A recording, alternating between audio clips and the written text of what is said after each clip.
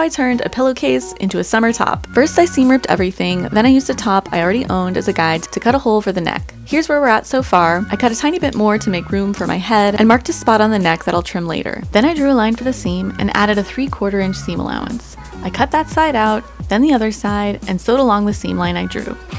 Then I used my curved ruler to help draw a slightly rounder neckline and finished it with a rolled hem. I did that same rolled hem on both sleeves, then serged the inside seams and waist with my serger. I then folded the waist hem under and sewed across. And here's the finished top. I think it turned out swimmingly, it's reversible, and that's